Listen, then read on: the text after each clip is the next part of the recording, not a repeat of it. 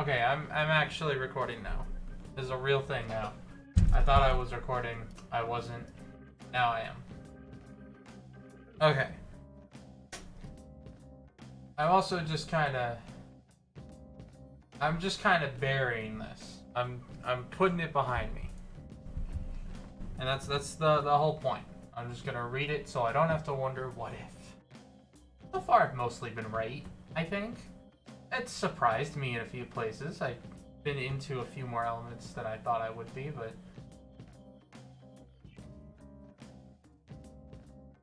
yes, that's the idea. I plan to hold miniature funerals for each word, and as I say each one, they go into the ground.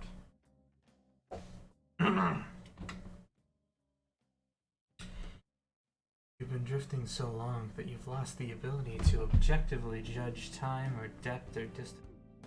It's getting hard to think about yourself as an objectively limited being. The boundaries of your skin begins to thin and disappear. What is it that makes an individual an individual? Is it the physical space we occupy? The electric sparks that sizzle through our brain flesh?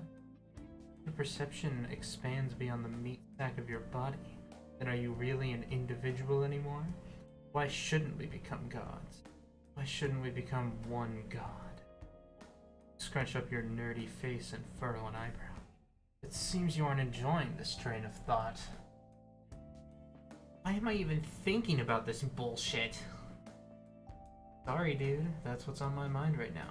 I'm having a phenomenological debate in my third ear that's way more poppin' than your little hero's journey into the belly of a quarter-life crisis. Ah! Turns out you don't have time to worry about the voice inside your head, because you hear the one outside of it. At first you don't think it's real. You think it must be an aural mirage.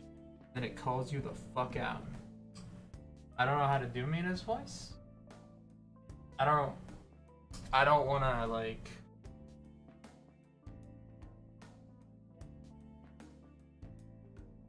I'm trying to think of what I guess I'll just yo blue guy, get the shell down here. That's not good, but it'll work. You whirl around upside down. You look up, then down. There she is. She's clinging to a random server beacon, looking for a little worse for wear. Ugh. She's clinging to a random server beacon, looking a little the worse for wear. Still grinning. You float on down to greet her. Thank God. I was beginning to think that no one else was alive. I'm not alive. Oh, right. Sorry. I'm glad to see you, is what I meant to say. Same, I fucking guess. She narrows her blank eyes, her mouth twists into a frown. Not quite a concerned one, but close enough. Take it. I gotta say, damn boy, you look like shit. Yeah, I know. I suffered a mortal wound and then I threw up on myself. Other than that, I'm okay though. What about Lord English? He bite the bullet or what? Yeah, he's pretty fucking dead. Well, there's that at least. There is definitely that at least. Both stare at each other for a pretty long time. Let it sink in. A hell of a fact, no doubt. But aside from reaching verbal agreement on certain basic points of fact, you both realize you're pretty much out of material. You were kind of hoping you'd discover a survivor you could have an actual conversation with. Not that you aren't glad to see Mina, but you don't know her. And she's not who you were really looking for. That reminds you. Hey, me fish? Me fish? No, I know that's not your name. Jesus Christ, I'm sorry. It's Mina. Right, Mina.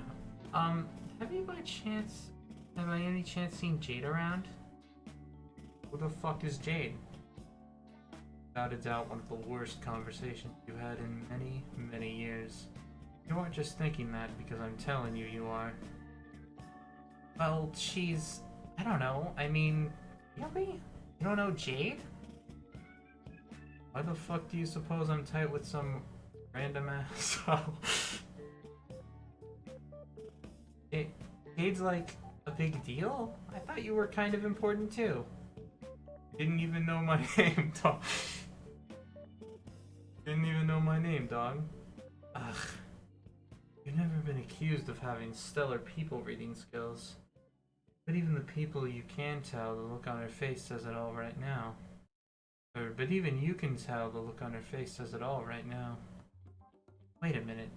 Do you even know my name? This is a two-way street, you know. Nah, what? So you don't know it?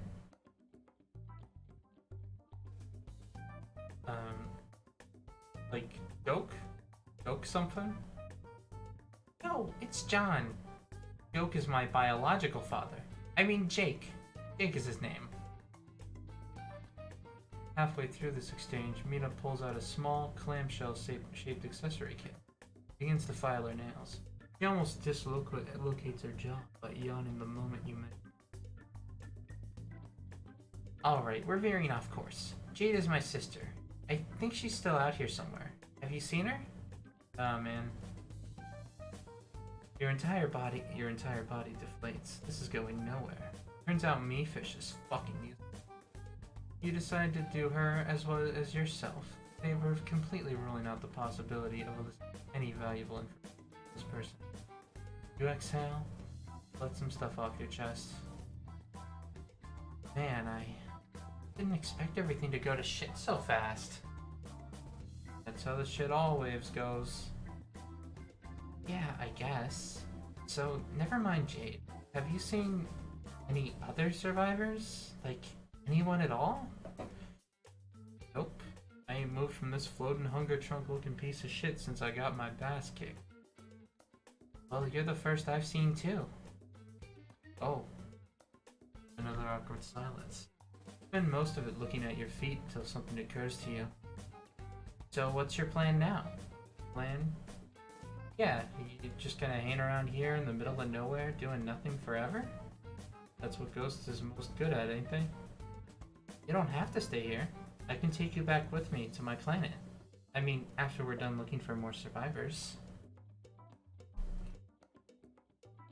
Tina stares at you for an uncomfortably long time. She looks you up and down like she's making certain calculations. On one hand, spending infinity clinging to a fridge-like space computer circling a black hole sounds like a drag.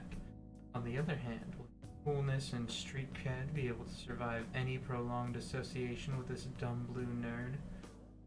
But she could be thinking. You hope not, though, because if true, it would hurt your self-esteem.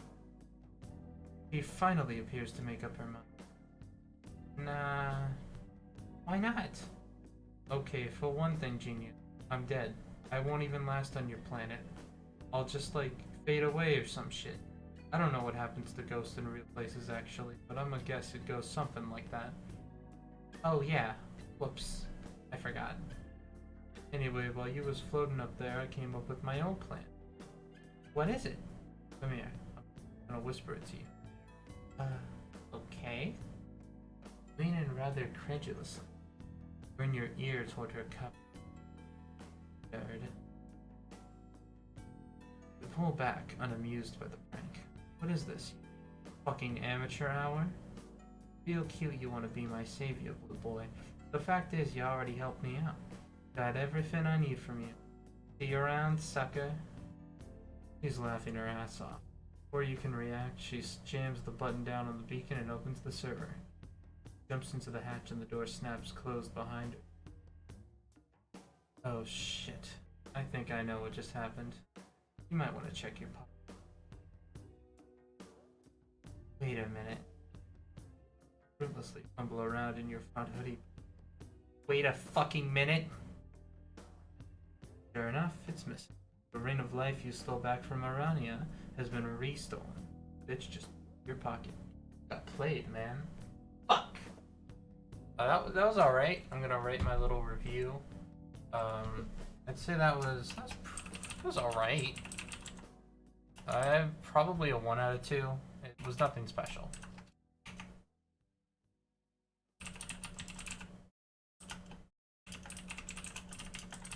Interesting, but nothing too special.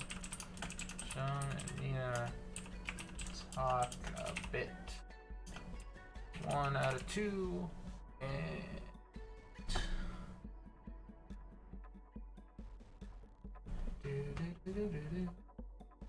any other gamers in this chat? There are other gamers in this chat.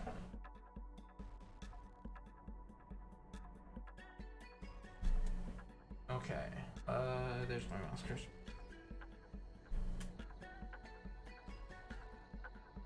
Oh boy. We're back with them. I'm pretty sure on a scale of 1 to 10, Mina is like 7 gamer. I don't know what I'm fucking talking about. 23.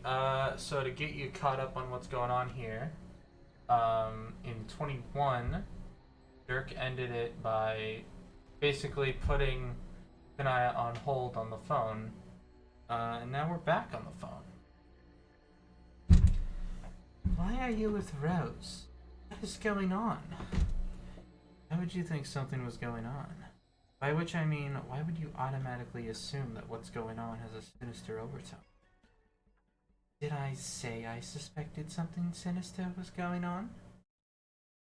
Not with your words, but in the grand scheme of things, isn't something always going on? Why would you even ask what is going on if you didn't assume that the thing going on was both abnormal and untoward? Well, now I definitely think that something sinister is going on because you are obviously trying to distract me with semantics. A tactic I'm sure you're familiar with. Excuse me? I'm just making an observation. You know your wife pretty well. You know all her tricks, all her little personality quirks. You're confident that you know everything about her, but for some reason you have no idea where she is right now. What are you getting at? Nothing, just making sure we both have a clear view of the situation. Laying out the playing field. Okay, I am going to give you another chance. Why don't we start this conversation over and you can say the correct thing this time? Sure.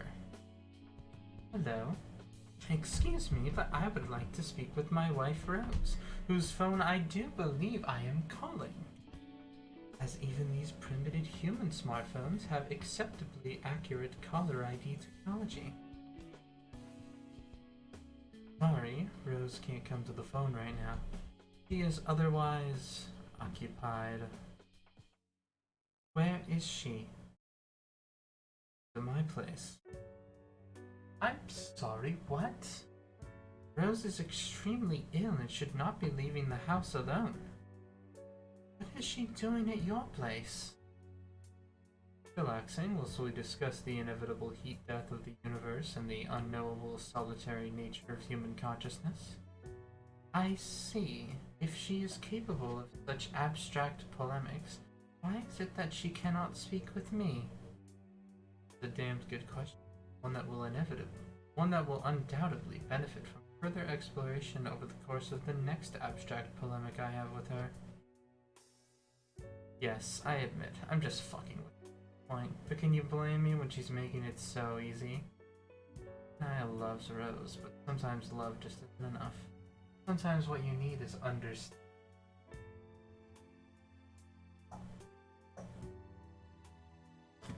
You are testing my patience sorely, Dirk. Yeah, I've gotten pretty good at that. Just ask my fans. I am not making a joke. Me neither. I don't really do jokes. Neither do I. I do often make statements which hold varying degrees of irony, acerbic wit, or dry expressions of amusement. Yes, that roughly describes many of the remarks I make as well. I knew you'd understand. However, my commiseration on this matter should not be mistaken for a gesture of friendship or camaraderie at this moment. It seems we're at an impasse. It won't be an impasse for very long.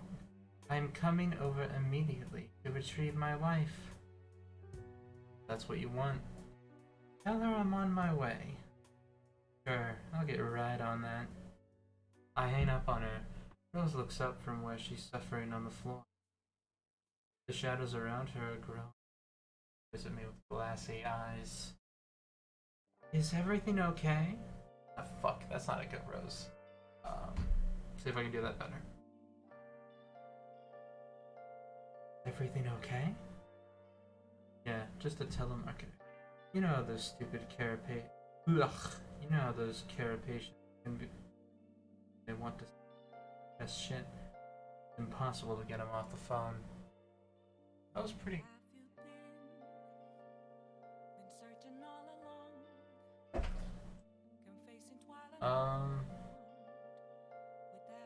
LBS. Let me write my review. I thought that was pretty neat. I like the whole dynamic of. I just like the way Dirk talks. I like the way he acts. This is definitely not the Dirk that I am familiar with. And I don't like that it is Dirk. But I really just like I like the idea of one character doing this and acting like it. I really do enjoy that bit, at the very least.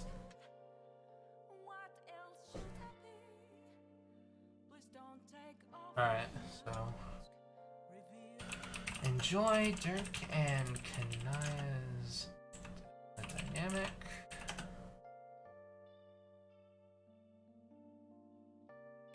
Fairly short, and I'll just give that 1 out of 2. I think that was 1.2 out of 2. It was alright. It was a little bit better than the last one, but not too much better. You know. I mean, I like it. It's just not, you know, especially great. You know, I gotta save the high scores for the ones that really deserve them. And there have been those. There's a couple perfect scores in here. You know, slithered about. That's not a word.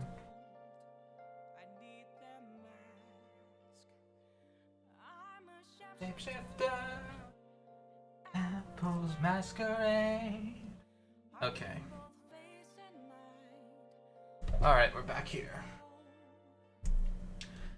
Server Mina fled through is a distant speck now. Can't look back and can't even see it anymore. In fact, you're not even sure you're looking in the right direction. You are utterly adrift, continuing your lazy orbit around the black hole. The only thing you are sure of is the fact that your ring of life is freshly pilfered from your not-so-fresh buddy. It doesn't really bother you, though. It's not like you had any extra plans for it. Taking it from Arania was like a bonus as far as you were concerned. Extra life ring? Nice, maybe it'll come in handy someday. Scratch that now. The young Condis has it. Probably hatching bold new plans as we... Not that those plans will ever have anything to do. Hours and hours slip by. Your eyes start to hurt. The wound in your chest starts feeling numb. It's a disconcerting combination of sensations.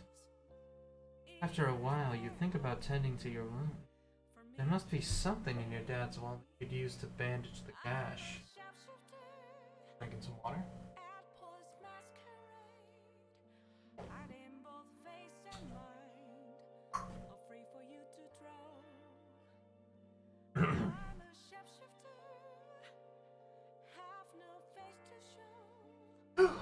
Alright.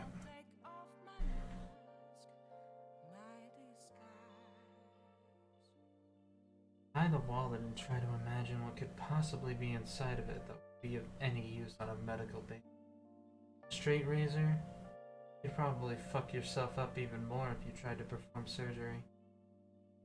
You notice you can't seem to make yourself care about healing yourself long enough to continue entertaining ways to drive your body back to nothing but the wallet belonging to a middle-aged, shaving-obsessed pipe enthusiast. You put the wallet back in your pocket. The glint of red catches your eye just ahead, then it's gone. No, there it is again. The glint, flickering or sparkling in some way. What it that? What it that?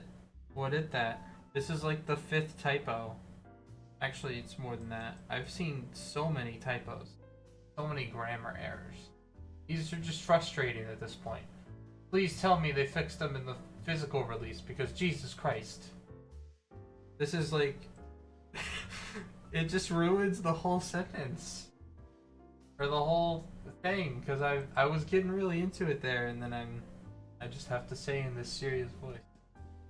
What is that? I'm gonna continue. What is that? You drift towards it without urgency, worried that it's exactly what you think it might be. Get close enough to confirm. 2 small red slippers coated in tiny gemstones. Its empty shoes are a depressing sight. Feel a sense of duty to retrieve them. Might as well.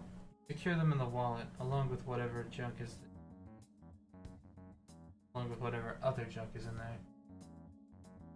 Might as well. You secure them in the wallet, along with whatever other... Fuck? Your wound is starting to throb again.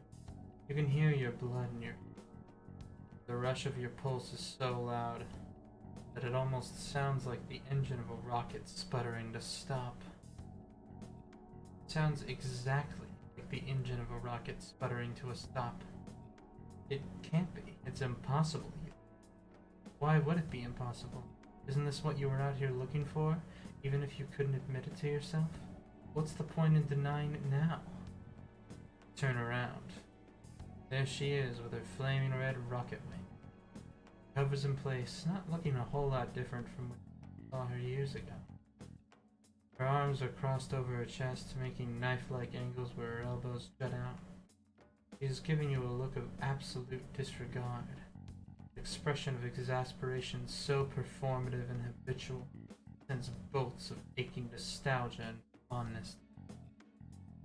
Dumbly, you raise your hand and give her a dorky little wave. It does not adequately communicate whatever it is you're feeling right now. But then, nothing else would, you suppose. She waves back. Hearing her voice is what makes it real. Okay, I have to do this. I have to be very careful here. I'm just gonna go for it. I don't know what Perezzi's voice should exactly sound like. Well, I know, but I've never tried it before. Hey, loser. That sounds really generic. Is that any good at all? Hey, loser. Also, there's more people here. Welcome. What was that that was a guess. Oh shit, people are starting to join. Oh no, someone liked the post where I talked about streaming who doesn't follow me. They are in... I hope they're not a fan of the epilogues, because they're in for a rude awakening. I haven't even been that mean. I've mostly been like, you know... I have not been that mean to them. Have I? I've been pretty fair, I think. I'm just not enthused. Anyway, that was a pretty boring chapter. I think I am going to give that I'm going to say 0.7 out of 2. It was not super captivating, and mostly it was, I don't know, it felt like it was just filler up until the end.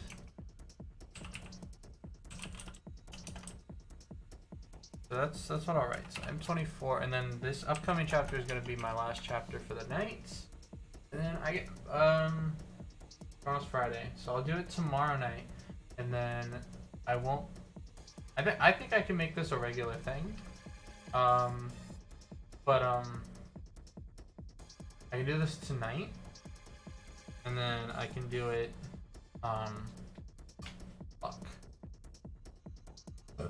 excuse me. I wouldn't be able to do it Saturday, and then I might be able to do it Sunday, but I'll probably be really tired from driving home. But Monday for sure. Monday for sure we'll do that. Let's see. Felt mostly like filler until the end. Actually, that's not even a 0.7. That's a 0.5. I gave Jade Floating in Space a 0.5, and that felt less like filler. So this is a... Actually, you know what? Jade Floating in Space was pretty much filler. I think 0.5 is a fair score. Like, the writing was good. It was short. It was short, and it felt like filler, and I feel like 0.5 out of 2 is a fair score to give. And post.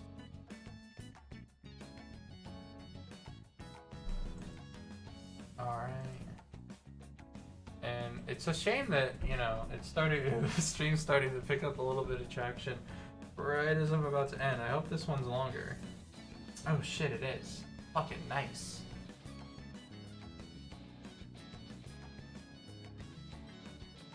Okay, so let me actually check the stream so I can see. Oh wow, the stream is actually fairly up to date. I did not expect that. It's pretty good. So now I guess I'll just keep on going on. Whew. What did I do for Rose? I didn't do a good Rose voice last time she was here.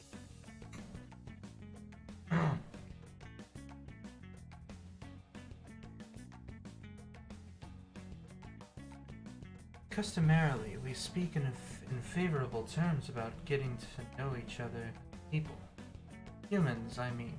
I don't doubt trolls are fixated on this concept as one that is widely understood to have preconceived merit. The more we learn about each other, the more barriers between us fall and the closer we become. And since birth, this idea is stationed in the part of each human mind that is perfectly immune to the dangers of challenge or scrutiny. To grow closer, what it means to embrace our mutual humanity, what it means to be vulnerable, what it means to realize an intimacy implied as a form of divine birthright, and to question this in any way is to succumb to dysfunction, the pathological insularity, the sociological. It is to renounce humanity itself, is it not? Yo, hold on a second. This shit is dynamite, I promise. Gotta take care of something. Rose's phone is ringing, and I know I'm in for an encore of my last dead-end conversation with Kanaya, so I block her number. I'd like to be able to attend to Rose in peace. It's only cordial for me to give the greater percentage of my attention to someone I actually invited over. The nagging wife can hold her horses. Rose isn't speaking to me directly. He's been relocated to somewhere in the workshop a little more comfortable than the fucking floor. There's a serviceable couch along the far wall, placed there for visitors but never once used for that purpose until now. I cleared off the spare parts and circuit boards that were piled up there, laid her down in the reclined position she's in now. Her head is in her hands again, hair falling over her shoulders. Her face is entirely hidden from me. Her shadow has faded to light behind, assuming the shape of a rose-like apparition. I nod to her. She speaks. It's almost as if the apparition... Look, she speaks. It's almost as if it's the apparition that's doing the talking. But is it really a good idea to know a person, know them inside and out so thoroughly that no secrets remain? Two people were to know each other. Take away what remains of their individuality. If you're going there, we might as well start at the bottom and define what an individual even is. Oh dear God. I place my hand on my chin and broadcast the being deeply pensive about philosophy all of a sudden. She gulps hard, broadcasting her grim realization that I have indeed become serious as shit about this. Literally any kind of intellectual problem could pour out of my mouth any second. She's not prepared. For all she knows, I'm about to start quoting Kierkegaard? Kierkegaard. It's probably wrong. Kierkegaard. Oh, the people who were here left. That's pretty cool. That's pretty Gucci.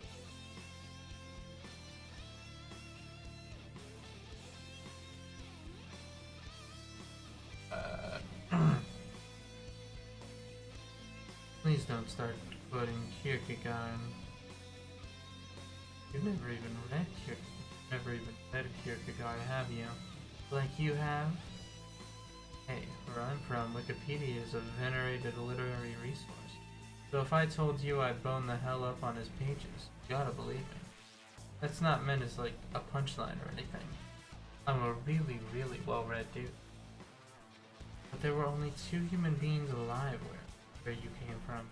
Who exactly were the academic cognoscenti of your era to determine which sources were deemed respectable? That would be me, obviously. Okay. I suppose you're going to tell me you haven't read enough Wikipedia articles on loads of scholarly shit to fancy yourself an elite academic by 25th century standards at all, as well? No, I guess I have. I'd be one of the top intellectuals by that measure. A measure set by, I guess, literally one solitary self-absorbed teen boy for the express purpose of making himself feel clever. Absolutely correct. Pretty astounding when you think about it. What? That apparently in any given era, the standard for depth of intellectual mastery is inversely proportional to the depth of the ocean. Really makes you think. Does it? No. One hell of an observation regardless, considering we've firmly established the fact that we've both read the entire Wikipedia page on self-determinism, like, possibly more than once even. Let's have a totally amateur debate on philosophy. Hit me with the classics. I'll go first. God is dead. That's a good one. Careful where you say that. You could really ruffle some feathers out there. I'm not a fucking idiot. I keep my potent rhetorical weapons of pure logic safely holstered at all times. You go. I think, therefore I am. Solid. Check it out. The Hegelian dialect on history. Holy shit. Not sure I can keep up with this. How about subjectivity is truth? Wrong, but valid. Try this on for fucking size.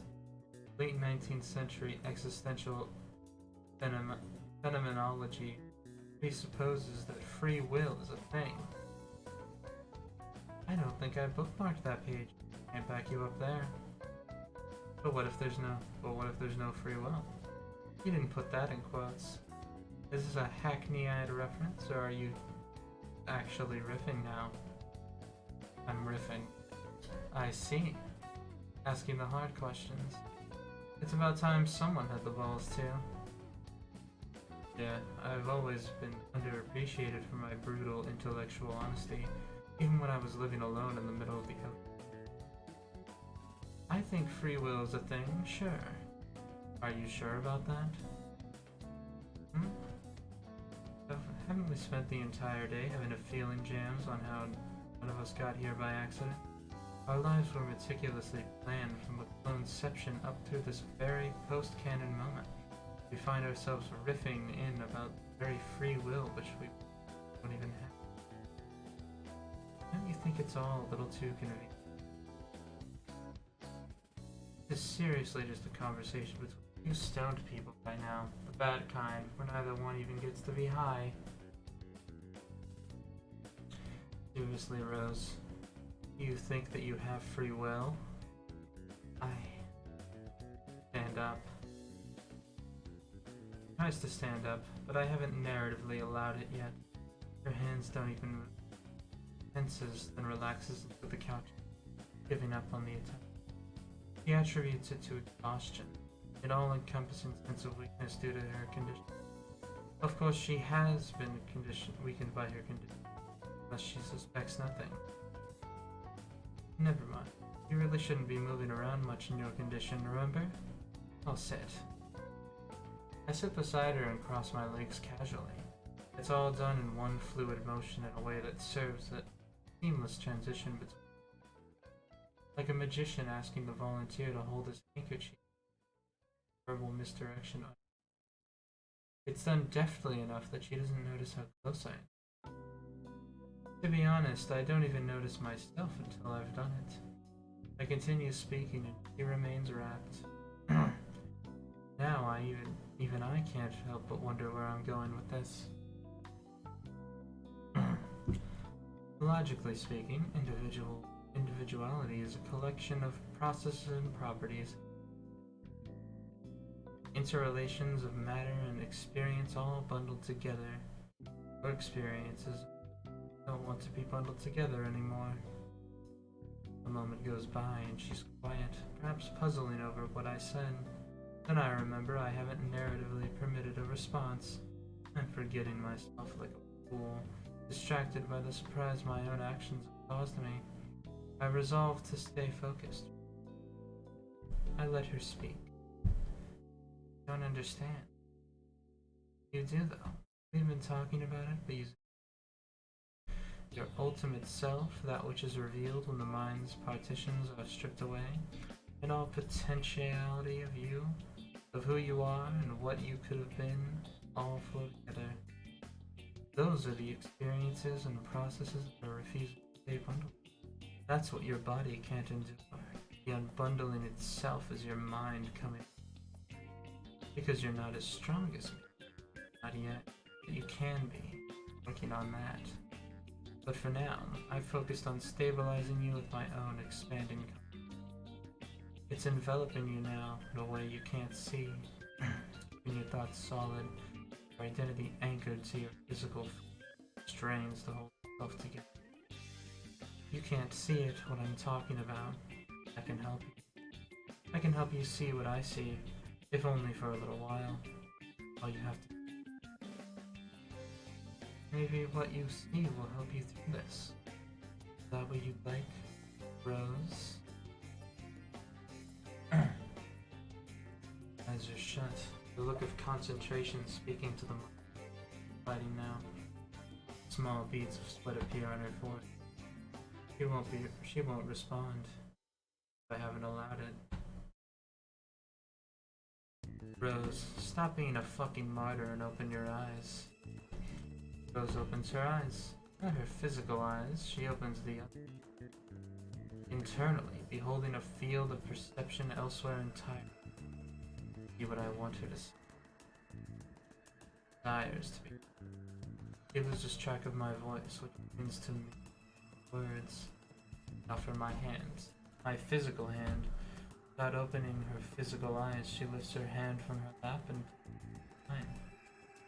I put my other hand on top of hers and wait as she drifts beyond the torments of her unbundling mind. My words feel like her own intimate thoughts, a distant at the same time. Open your eyes wider. What do you see? We're not in my workshop anymore. Physically, yes, we're still here. But on a higher textual plane, we pulled back from that, from Earthsea itself.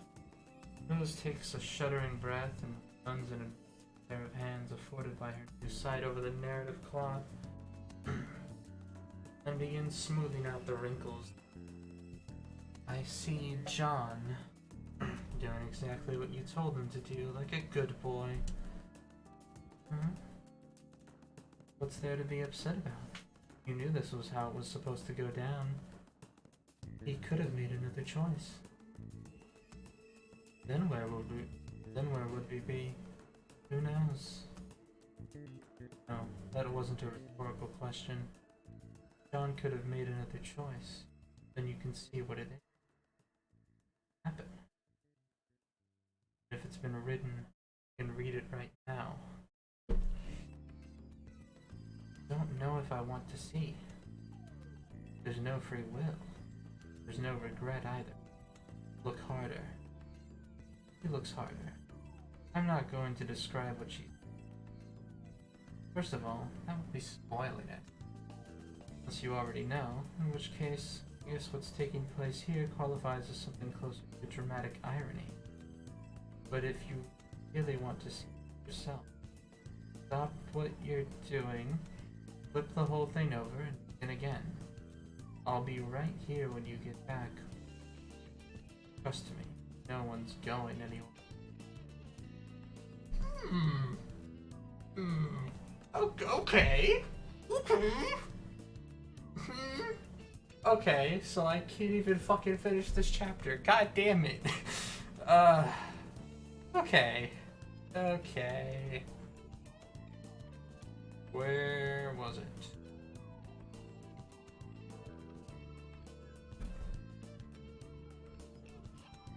Where? Okay, so, I don't even know who's still there. But basically, what has just happened, that Dirk told me to fucking read the candy route, and so, I guess, I mean, that's not what's going to happen right now, but, okay, cool. Cool. So, I guess I'm just gonna have to do an unfinished review, because I can't actually finish 25 without getting back to C25. So, I guess that's it. Fuck, that sucks. Okay, well, I didn't realize this would be the one where it told. That's actually pretty convenient though, because it's at the end of my reading, so that works out. Okay. Okay. I will say, I did really like it. Technically though, I can't judge it completely. So I am just going to score with that in mind. I'm gonna do X out of 2, because I can't do an actual score. And for those of you who are still here, thank you so much for staying with me. This was really fun. And I'm not sure, you know, I am very excited to do this again. Tomorrow night, yeah. This was fun. And I really like doing Dirk's voice. Do I do a good Dirk impression? Is my Dirk impression any good? That's what I'm doing. When you hear my voice, that's what you're hearing 99% of the time. He looks harder. I'm not going to describe what you know that. Is that any good? I don't know. Alright, so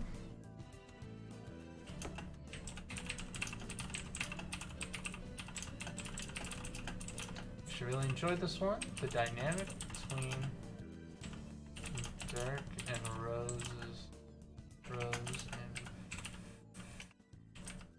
and philosophical bullshit conversation. That's what I'm gonna call it. Philosophical bullshit conversation was very entertaining. However, Dirk just told me to go and read candy, so I can't finish reviewing this chapter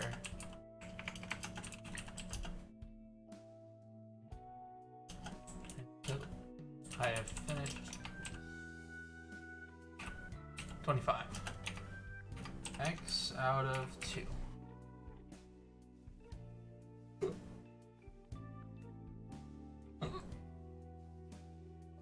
And with that, I will be ending the stream. Thank you so much for stopping by. Vote for Ace Watkins. Vote, and if you can't vote for Ace Watkins, vote for Bernie, or he will burn your house down. And that's how it works.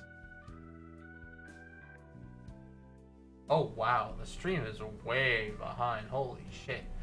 I'm gonna stop recording, I'm gonna stop streaming, but I am gonna sit here a little bit just to watch the review pour in. Or watch the chat pour in. So yeah, good night.